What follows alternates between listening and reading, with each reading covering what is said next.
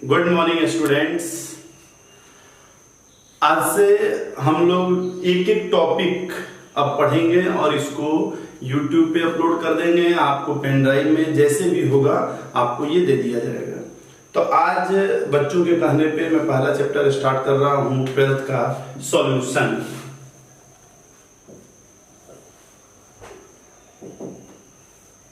देखिए solution chapter में जैसे कोई कहे सॉल्यूशन, आपके मन में दो चीज आता है। एक तो आता है सॉल्यूट और एक आता है सॉल्वेंट, क्योंकि यही दोनों मिलके सॉल्यूशन बनाएगा। सॉल्यूट और सॉल्वेंट। सॉल्यूट क्या है? कोई भी सब्सटेंस हो सकता है। सॉल्वेंट क्या है? वो भी कोई सब्सटेंस हो सकता है। तो हम लोग स्टार्ट करते हैं सबसे पहले सब्सटेंस से।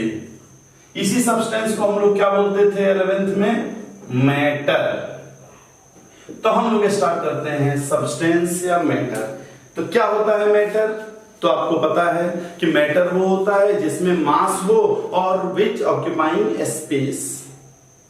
तो दुनिया में हर चीज सब्सटेंस है, हर चीज मैटर है। आपका टेबल, कुर्सी, कैमरा, एयर, वाटर, सब चीज। तो आप क्या कह सकते हैं कि which occupy space and which has mass are known as substance. तो सब्सटेंस कुछ भी हो सकता है, सॉलिड हो सकता है, लिक्विड हो सकता है, गैस हो सकता है, कुछ भी सब्सटेंस हो सकता है। अब इस सब्सटेंस को हम लोग दो पार्ट में डिवाइड करते हैं। सब्सटेंस को हम लोग क्या करते हैं? एक तो कहते हैं प्योर सब्सटेंस, प्योर सब्सटेंस, और एक बोलते हैं इम्प्योर सब्सटेंस।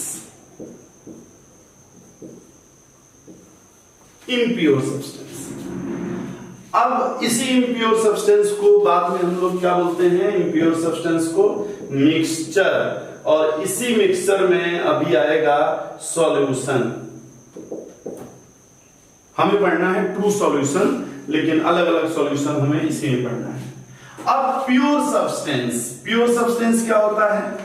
प्योर सब्सटेंस होता है जिसका एक डेफिनिट प्रोपोर्शन हो, एक डेफिनिट रेशियो, फिक्स्ड रेशियो।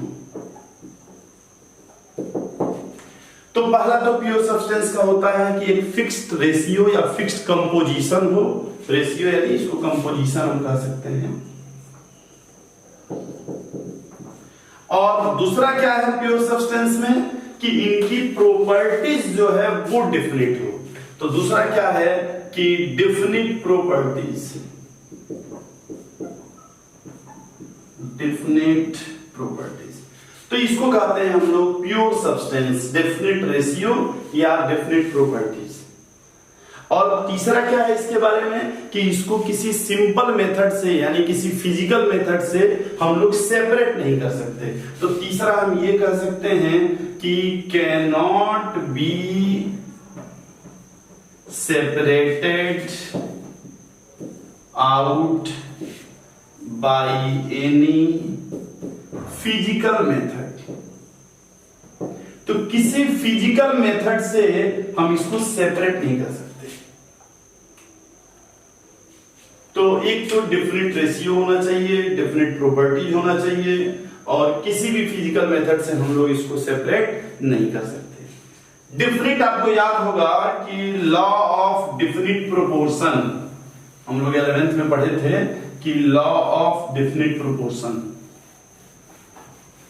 किसने दिया था? Law of definite proportion Gauss ने, डाल्टन ने।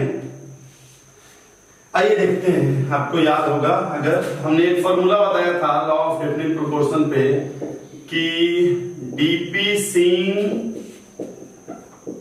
एमडी हैं, रोते रहते हैं, ऐसा एक फॉर्मूला बताया था। तो डी से क्या था? Law of definite proportion. Law of definite proportion और किसने दिया था? तो प्राउस्ट ने। तो इससे याद रहेगा डीपी से डेफिनेट प्रोपोर्शन प्राउस्ट ने दिया था, क्योंकि बच्चों को ये पता रहता है ये साइंटिस्ट थे, लेकिन मल्टीपल वाला ये दिए थे कि डेफिनेट वाला ये थोड़ा भूल जाते हैं।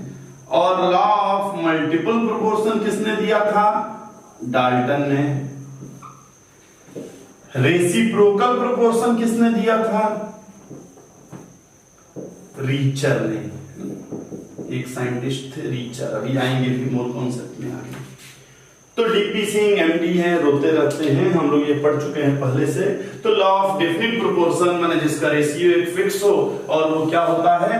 Pure substance. तो एक होता है प्योर सब्सटेंस, एक होता है इम्प्योर सब्सटेंस। तो प्योर सब्सटेंस में क्या क्या आता है? प्योर सब्सटेंस में आपके जितने भी एलिमेंट्स हैं, जितने भी एलिमेंट्स हैं वो आते हैं, चाहे वो मेटल हो, नॉन मेटल हो, या मेटल वायर्ड हो, या जितने कंपाउंड्स हैं, या जितने साल्ट हैं, सब के सब इसमें आ जाएंगे। कोई भी कंपाउंड हो सब इसमें आ जाएगा, एलिमेंट और साल्ट। तो अब मेटल नॉन मेटल ये तो आपको पता है, आप पीरियोडिक टेबल पढ़े भी हैं। पीरियोडिक टेबल अगर आपको ध्यान है तो हम लोग उसमें क्या पढ़ते हैं? Hydrogen, lithium, sodium, potassium, rubidium, caesium, francium, यहाँ क्या होता है? बेरिलियम, मैग्नीशियम, कैल्शियम वगैरह वगैरह, और यहाँ scandium, titanium, vanadium, chromium, last में जिंक। और यहां से होता है boron, aluminium, gallium, indium, thallium, carbon, silicon, germanium, stannum, plumbum, nitrogen, phosphorus, arsenic, antimony, bismuth, oxygen, sulphur, selenium, tellurium, polonium, fluorine, chlorine, bromine, iodine, astatine, और helium, neon, argon, krypton, xenon, radon वगैरह। अब ये जितने भी elements हैं, इसके नीचे भी एलिमेंट्स हैं, जितने भी हैं, हम लोग पीरियोडिक टेबल में कैसे ट्रिक से समझ सकते हैं ये भी आप लोग जानते हैं कि ये बोरॉन, ऐसे करिए, 2 लाइन आइए, ठीक है, और यहां यहां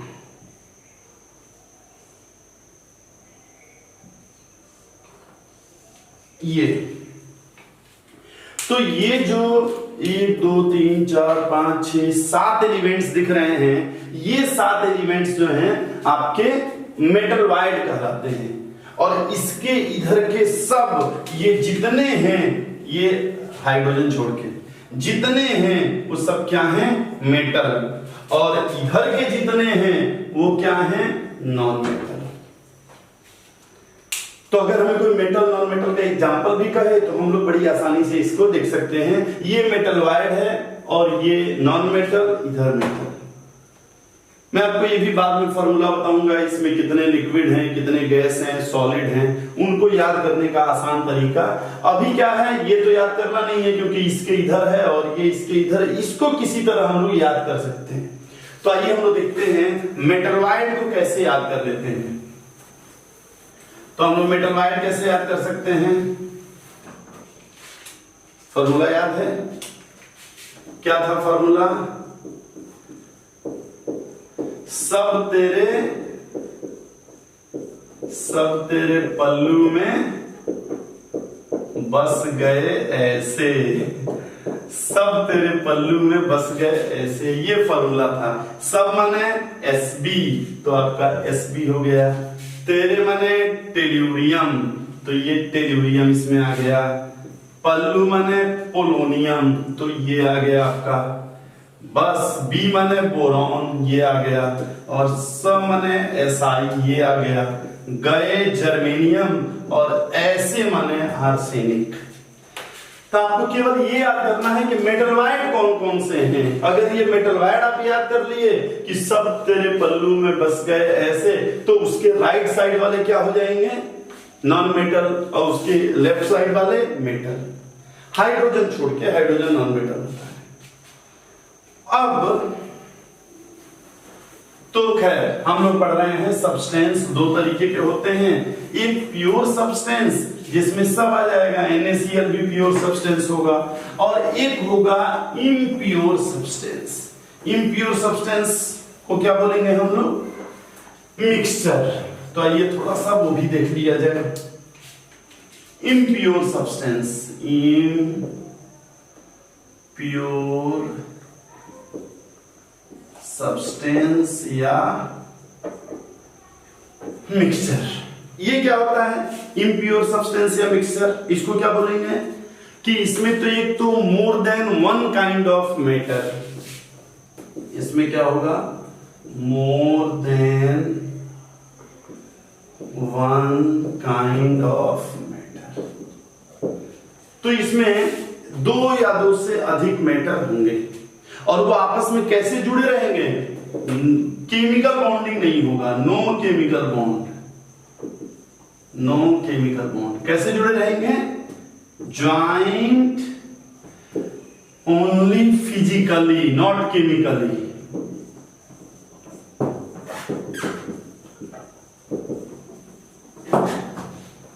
तो कैसे जुड़े होंगे ये, फिजिकली, केमिकली नहीं जुड़े होंगे। यहां थोड़ा सा लाइट आ रहा होगा, आप लोग देख लीजिएगा, मैं बोल तो दे ही रहा हूं। तो क्या होना चाहिए मिक्सचर में, एक तो more than one kind of matter, दूसरा नो केमिकल बॉन्ड, और केवल ये फिजिकली आपस में जुड़े रहेंगे। अब इसके एग्जांपल क्या हो सकते हैं, आप जानते हैं सुगर और वाटर। आप सुगर ले लीजिए और सैंड ले लीजिए, आप अल्कोहल और वाटर, तो ये सब क्या है, ये मिक्सचर है, इम्प्योर सब्सटेंस है। तो सब्सटेंस दो तरीके के होते हैं, एक प्योर एक इम्प्योर। अब ये आप लोगों को याद होगा, धीरे धीरे हम लोग सॉल्यूशन की तरफ बढ़ रहे हैं, क्योंकि इसी इम्प्योर को ही हम लोग सॉल्यूशन बोलते हैं।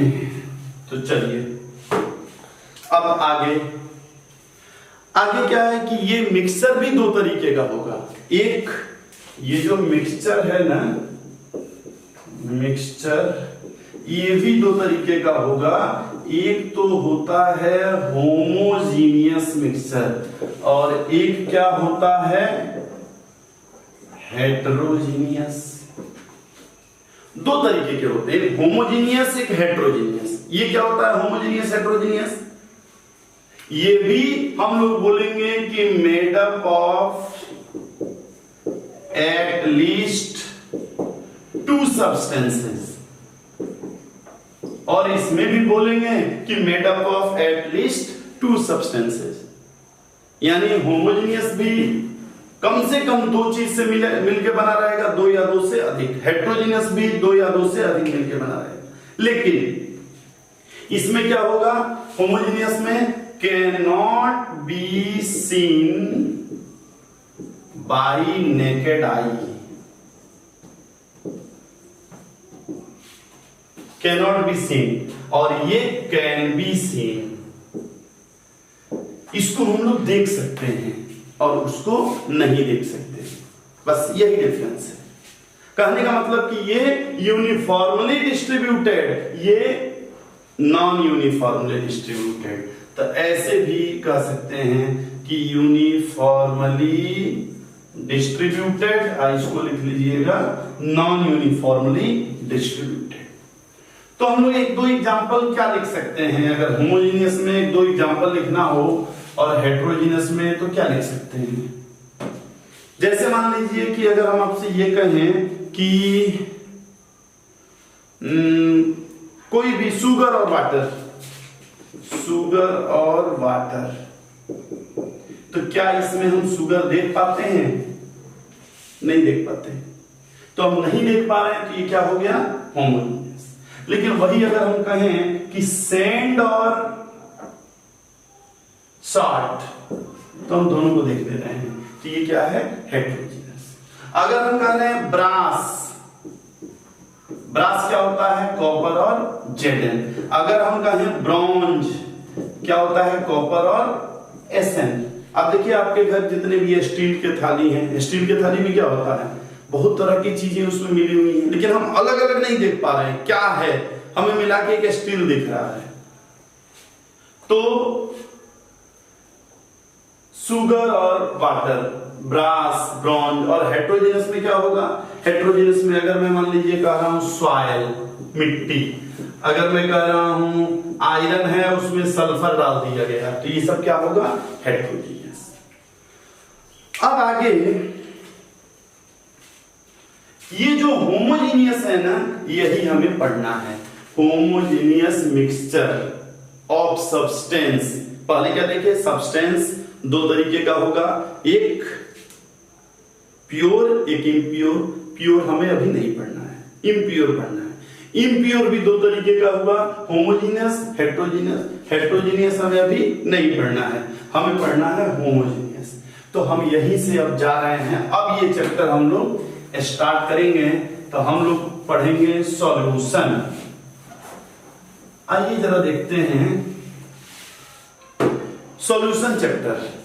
तो सबसे पहले तो सॉल्यूशन का आप लोग डेफिनेशन लिख लीजिए। कोई पूछे भी सॉल्यूशन का डेफिनेशन तो हम लोग क्या बोलेंगे, a solution is a homogeneous mixture. क्योंकि आप देख रहे हैं इधर होमोजीनियस था उधर hetero. A solution is a homogeneous mixture of two और मोर सब्सटेंसेस। लेकिन कैसे सब्सटेंस है, नॉन रिएक्टिंग सब्सटेंस, आपस में रिएक्शन नहीं करने चाहिए। तो क्या होगा, a solution is a homogeneous mixture of two और more than two non reacting substances in which individual components lose their identity.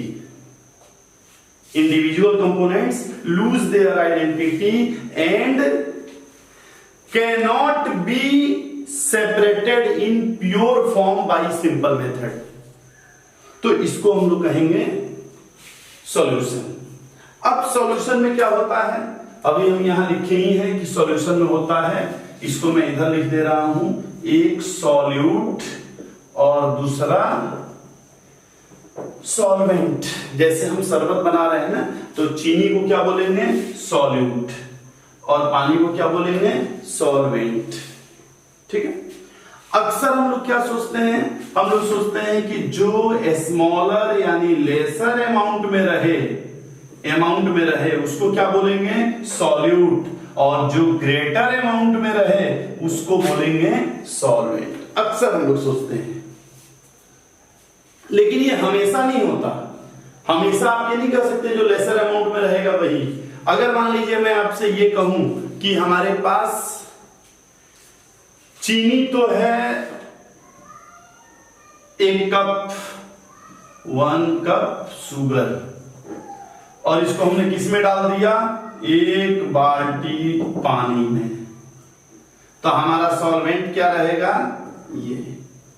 लेकिन पता चला कि एक बोरा चीनी है और इसमें कोई 1 कप पानी लाके डाल रहा है, 1 कप, तब क्या होगा, ये वैसे ही रहेगा सॉलिड, लेकिन तब भी वाटर को ही सॉल्वेंट बोलेंगे। यानी ये ध्यान रहे कि सॉलिड लिक्विड के केस में हमेशा क्या होगा, ध्यान से सुनिएगा, सॉल्वेंट हम उसी को बोलेंगे जो सॉल्यूशन में देखने में सॉल्यूशन जैसा हो। जैसे शरबत देखने में कैसा रहता है, पानी जैसा, तो पानी क्या हो गया, सॉल्वेंट। तो सॉल्यूशन और सॉल्वेंट दोनों का फेज एक ही होता है, बोथ है सेम फेज।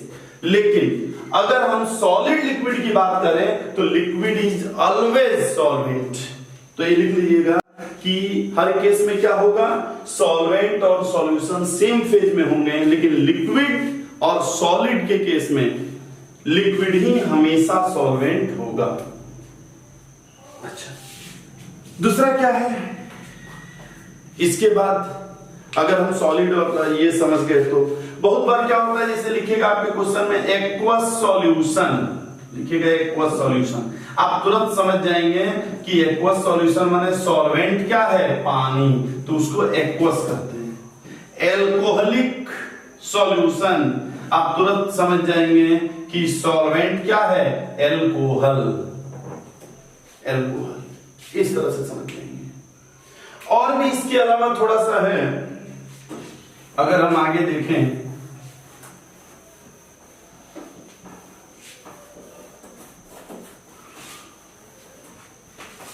कि जैसे ये दो है आपका सॉल्वेंट, दो सॉल्वेंट है और दोनों ही सॉल्वेंट इक्वल हैं। मान लीजिए ये भी 100 ग्राम है, ये भी 100 ग्राम है। इसमें हमने क्या किया कि 10 ग्राम या 5 ग्राम क्या मिलाया, या 2 ग्राम सॉल्यूट मिला दिया और इसमें 5 ग्राम सॉल्यूट मिला दिया।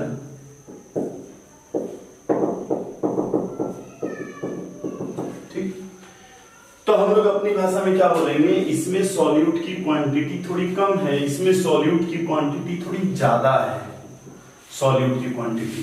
तो इसको हम लोग क्या बोलते हैं, डाइल्यूट सॉल्यूशन, और इसको क्या बोलते हैं, कंसेंट्रेटेड सॉल्यूशन। हम ऐसे किसी को डाइल्यूट नहीं कर सकते। जैसे अगर हम 2 लाइन कहीं खींच दें तो ये थोड़ी कहेंगे कि भाई, अगर एक लाइन कहीं खींचे तो ये थोड़ी कहेंगे कि ये लंबा है, ये छोटा है। तभी कहेंगे लंबा है कि जब इसके बगल में एक दूसरा खींच देंगे तो हाँ ये तो लंबा है, लेकिन इसके बगल में दूसरा खींच देंगे तो कहेंगे ये छोटा है। उसी तरह हम किसी को डाइल्यूट या कंसेंट्रेटेड सॉल्यूशन नहीं कर सकते जब तक कि 2 सॉल्यूशन ना हो। जिसमें सॉल्यूट की पार्टिकल्स ज्यादा हो उसको कहेंगे कंसेंट्रेटेड सॉल्यूशन, जिसमें कम हो वो डाइल्यूट, लेकिन तब जब सॉल्वेंट सेम हो। तो एक ये टर्म बीच बीच में आएगा। और इसके अलावा एक टर्म क्या आएगा,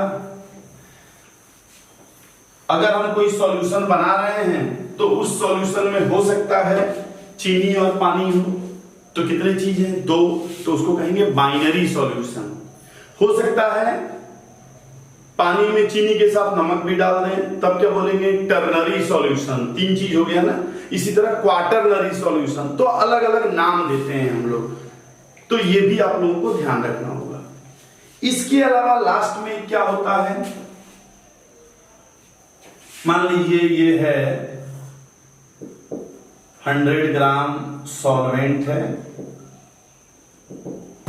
और इसमें हमने 5 ग्राम सॉल्यूट मिलाया, और ये 5 ग्राम सॉल्यूट ही ले सकता है। इससे ज्यादा अगर सॉल्यूट मिलाएंगे तो वो डिजॉल्व ही नहीं होगा। तो इसको हम लोग क्या बोलते हैं, सेचुरेटेड सॉल्यूशन। इसको बोलते हैं सेचुरेटेड सॉल्यूशन। और अगर इसी 100 ग्राम में अगर हम 2 ग्राम सॉल्यूट मिलाएं तो क्या है, अब ये और वाटर और शुगर या और सॉल्यूट ले सकता है, तो इसको क्या बोलेंगे, अनसेचुरेटेड सॉल्यूशन। Unsaturated solution.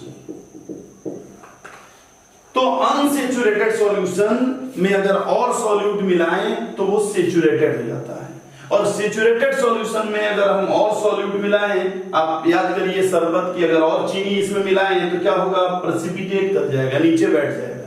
लेकिन एक उपाय है, अगर हम इसको गर्म करें तो क्या होगा, इंटरमोलिकुलर स्पेस बढ़ेगा, थोड़ा और चीनी मिल जाएगा। तो उसको क्या बोलेंगे, हम लोग बोलते हैं सुपर सेचुरेटेड सॉल्यूशन, लेकिन वो गर्म करना पड़ेगा तब।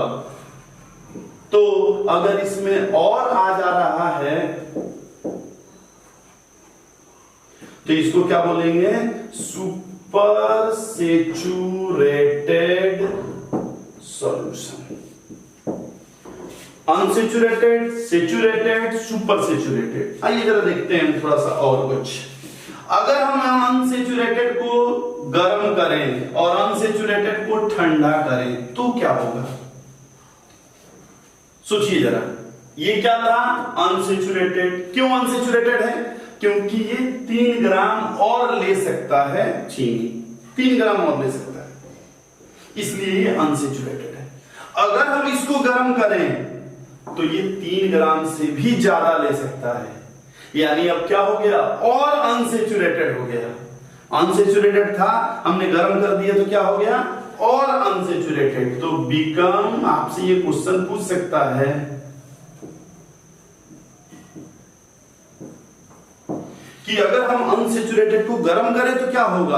आपसे 4 ऑप्शन दे देगा कि ये और अनसेचुरेटेड हो जाएगा, सेचुरेटेड हो जाएगा, सुपर सेचुरेटेड हो जाएगा, कुछ नहीं कर सकते, ऐसे 4 ऑप्शन दे देगा। तो आप क्या कहेंगे कि ये बिकम मोर अनसेचुरेटेड। अच्छा, अगर हम इसको ठंडा करें तो क्या होगा, अगर ठंडा करेंगे तो क्या होगा, लेस अनसेचुरेटेड। तो become less unsaturated. Unsaturated US लिख दे रहे हैं, अनसेचुरेटेड। उसी तरह अगर ये सेचुरेटेड है, आइए इसको भी हम गर्म और ठंडा करके देखें। तो अगर इसको हम गर्म कर दें और ठंडा कर दें, तो सेचुरेटेड को गर्म करेंगे तो क्या होगा। अभी हम लोग देखें कि ये सेचुरेटेड है, मतलब अब ये और चीनी और सॉल्यूट नहीं ले सकता। हम इसको क्या कर रहे हैं, गर्म कर रहे हैं, अब और चीनी ले लिया। तो क्या इसका मतलब हुआ कि सेचुरेटेड को गर्म किए तो क्या बन गया, अनसेचुरेटेड।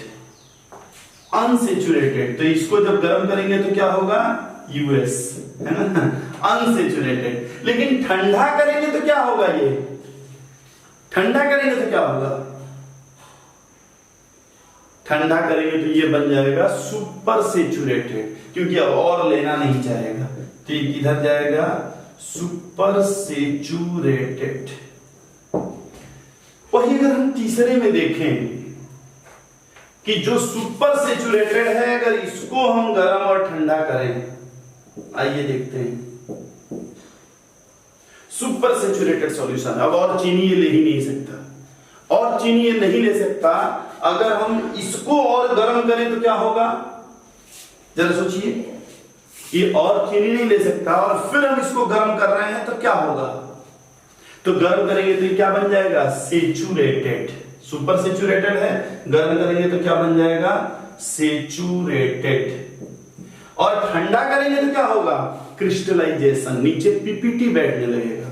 तो ठंडा करेंगे तो क्या होगा, ये जरा ध्यान से देखिएगा, एक तो क्रिस्टलाइजेशन स्टार्ट होगा और जो रिमेनिंग होगा, जो बचा हुआ रहेगा सॉल्यूशन, वो सॉल्यूशन कैसा रहेगा, सेचुरेटेड।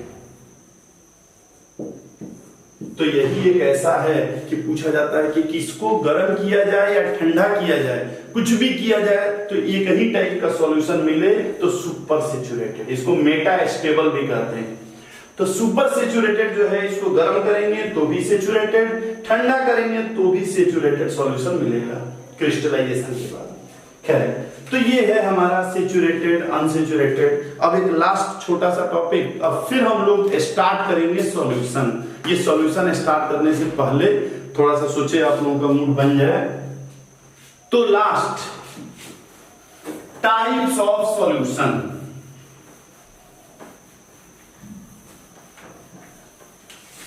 टाइप्स ऑफ सॉल्यूशन, आइए देखते हैं टाइप्स ऑफ सॉल्यूशन, इसका मतलब क्या होता है, जरा देखिए।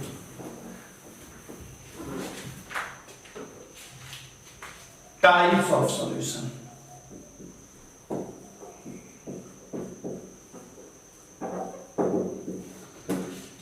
देखिए टाइप्स ऑफ सॉल्यूशन में क्या क्या हो सकता है। एक हमारे पास क्या है, सॉल्यूट, एक क्या है, सॉल्वेंट, और एक सॉल्यूशन। तो इसके एग्जांपल देख लेते हैं। तो क्या क्या हो सकता है, एक हो सकता है आपके पास सॉलिड। सॉलिड किस में घुला हो, लिक्विड में। लिक्विड किस में घुला हो, लिक्विड में। गैस किस में घुला हो, लिक्विड में। एक हो सकता है, अभी इसको सॉलिड करें, सॉलिड सॉलिड सॉलिड, इसको भी सॉलिड रखते हैं। तो आइए जरा देखते हैं, अगर सॉलिड किस में घुला हुआ है, सॉलिड में। Solid dissolve in solid. Solid in solid solution का मतलब क्या होता है तो देखिए दो चीजें होती हैं, एक तो है कि कोई सॉलिड है, जैसे ये सॉलिड है, ये सॉलिड है, ये सॉलिड है, ये सॉलिड है, ये सॉलिड है, सॉलिड सॉलिड। हम इसी के जगह पे ये A है लेकिन इसी के जैसा एक B रख दिए, फिर यहाँ A, फिर B, B A B कुछ भी रख दिए, तो क्या हो गया, आपस में सब मिल गया, तो इसको क्या बोलेंगे, सॉलिड इन सॉलिड सॉल्यूशन। या एक और क्या हो सकता है कि ये भी A है, ये भी A है, A और जो यहाँ स्पेस बच रहा है, इस स्पेस में कोई सॉलिड चीज डाल दिए इंटरस्टिशियल स्पेस में, तो इसको अलग अलग इसको कहते हैं इंटरस्टिशियल सॉलिड सॉल्यूशन, इसको बोलते हैं सब्स्टिट्यूशनल सॉलिड सॉल्यूशन। ये हम लोग आगे देखेंगे। तो ये क्या होता है, सॉलिड इन सॉलिड। इसके एग्जांपल क्या हो जाएंगे, जितने भी एल्वेज हैं, मतलब brass, bronze, gun metal, bell metal वगैरह वगैरह बहुत से हो सकते हैं। दूसरा क्या होगा इसके बाद हम लोग दूसरा कह रहे हैं, इधर मिटाते भी जा रहे हैं,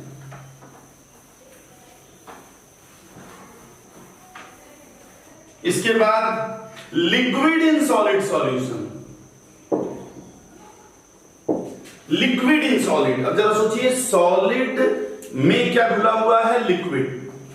अब इसमें क्या हो सकता है, solid in liquid, hydrated salt, hydrated salt, जैसे copper sulphate, 5H2, Epsom, gypsum, जो भी हम लोग ये सब पढ़ते हैं, तो ये सब क्या है, इप्सम, जिप्सम, ये कॉपर सल्फेट, ये सॉलिड में लिक्विड घुला हुआ है, तो इसको कहते हैं सॉलिड, लिक्विड इन सॉलिड। तीसरा क्या है, गैस इन सॉलिड।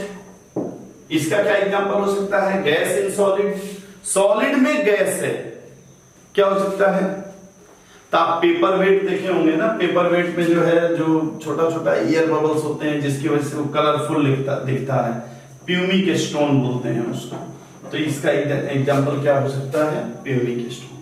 आपको बस रटना है, तो ये थोड़ा सा रट जाना है कि इसका एग्जांपल ये होता है, इसका एग्जांपल ये होता है, बाकी कुछ बहुत ज्यादा नहीं। अब आगे, अब हम लोग क्या करते हैं, ये था कि सॉलिड में कोई चीज कैसे घुलेगा। अब हम लोग देख रहे हैं लिक्विड, इसको भी कर दे रहे हैं लिक्विड, लिक्विड, लिक्विड, और इधर सॉलिड, लिक्विड, गैस है। तो ये देखते हैं, अब सॉलिड किस में घुला हुआ है, लिक्विड में, तो इसका क्या एग्जांपल हो सकता है, इसको तो हम लोगों को बहुत पढ़ना भी है, इसको और इसको और इसको, यही तीन सबसे ज्यादा पढ़ना भी है। तो आइए, सॉलिड डिजॉल्व्ड इन लिक्विड, शरबत है ना, तो हम लोग जानते हैं सॉलिड डिजॉल्व इन लिक्विड, इसके तो तमाम एग्जांपल हो सकते हैं, हम केवल लिख दे रहे हैं सॉल्ट सॉल्यूशन, है ना, या शुगर सॉल्यूशन, बस इतना लिख दे रहे हैं, आप समझ जाएंगे। Liquid in liquid solution, alcohol in water, alcohol पता है ना, एल्कोहल, इथाइल एल्कोहल जो है हम लोगों को स्पेशली पढ़ना भी है, और वो एल्कोहल एक बार ये क्वेश्चन में पूछा था कि सबसे ज्यादा एल्कोहल किस में होता है, ब्रांडी, विस्की, रम, बियर, ऐसे, तो ये लाइन से है भी, ये आंसर भी यही था, सबसे ज्यादा होता है ब्रांडी में, फिर विस्की में, फिर रम में, फिर बियर में, इसी तरह से लाइन से। इसमें परसेंटेज ऑफ एल्कोहल जो है, percentage of ethanol decreasing order में है ना, इसमें सबसे ज्यादा होता है। तो लिक्विड इन लिक्विड सॉल्यूशन, यही लिक्विड, अभी एक और चीज है, ये जो हम लोग पढ़ रहे हैं ना, ये ट्रू सॉल्यूशन है। अब इसका क्या मतलब है, ट्रू सॉल्यूशन, ट्रू सॉल्यूशन मतलब कि इसके पार्टिकल की साइज 10 एंगस्ट्रॉम से छोटी होगी या 1 नैनोमीटर से छोटी होगी। अगर पार्टिकल की साइज 1 नैनोमीटर से बड़ी हो गई तो इसी लिक्विड इन लिक्विड सॉल्यूशन का नाम होगा इमल्सन, जैसे ब्लड, जैसे दूध, तो हम लोग अलग से वो देखेंगे, वो एक अलग है। ये अभी क्या देख रहे हैं, एल्कोहल इन वाटर, तो ये ट्रू सॉल्यूशन देख रहे हैं। एक क्या हो सकता है, gas in liquid, gas in liquid क्या होता है, जितने भी कार्बोनेटेड बीवरेजेज हैं,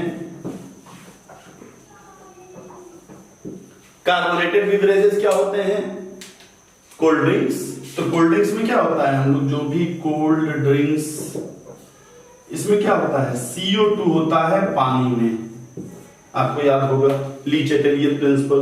तो इसमें क्या होता है, CO2 पानी में घुला होता है, high pressure low temperature, high pressure low temperature पे घुला रहता है, हम उधर नहीं जा रहे हैं। और तीसरा अब हमें इसके अलावा क्या जानना है कि गैस,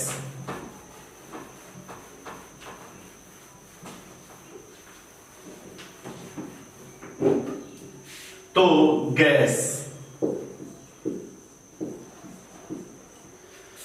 तो सॉलिड डिजॉल्व हुआ हो गैस में, इसका क्या एग्जांपल हो सकता है कि सॉलिड डिजॉल्व है गैस में, क्या हो सकता है, जैसे आयोडीन है इन एयर, आयोडीन को हम जो है वो डाल दिया, आयोडीन आपको पता है कि सॉलिड होता है। ये जितने भी सबलाइन सब्सटेंसेज हैं, जितने भी सबलाइन सब्सटेंसेज हैं, सब यही होते हैं, आयोडीन इन एयर। अच्छा, लिक्विड इन गैस, इसका एग्जांपल क्या हो सकता है, लिक्विड इन गैस ह्यूमिडिटी, तो इसका एग्जांपल हो जाएगा ह्यूमिडिटी, समझते ही हैं आप लोग। और लास्ट में गैस इन गैस एयर, लेकिन इसके अलग अलग वो हैं, होमोजेनियस मिक्सचर होने चाहिए, तो ये एयर। तो आज हम लोग जो पढ़े हैं ये 11th के भी बच्चे देख सकते हैं, इवन 9th वाले भी बच्चे, 9th 10th वाले भी देख सकते हैं आज का चीज, और 12th वाले भी। अब हम नेक्स्ट क्लास में हम देखेंगे सॉल्यूशन। अब यहां से स्टार्ट करेंगे, हम लोग ये समझ गए कि सब्सटेंस दो तरीके के होते हैं, जो इम्प्योर होते हैं और उसमें भी पार्टिकल की साइज बहुत छोटी है, उसको हम लोग कहते हैं ट्रू सॉल्यूशन। कल से हम लोग देखेंगे यानी अगले क्लास में ट्रू सॉल्यूशन, और ट्रू सॉल्यूशन भी उसमें अब देखेंगे न्यूमेरिकल्स, कंसेंट्रेशन। तो थोड़ा सा आप लोग मोल कॉन्सेप्ट हल्का फुल्का पढ़ लीजिएगा, फिर हम लोग मोलरिटी, नॉर्मेलिटी, ये सारे चीज अगले क्लास में देखेंगे। ठीक, थैंक यू।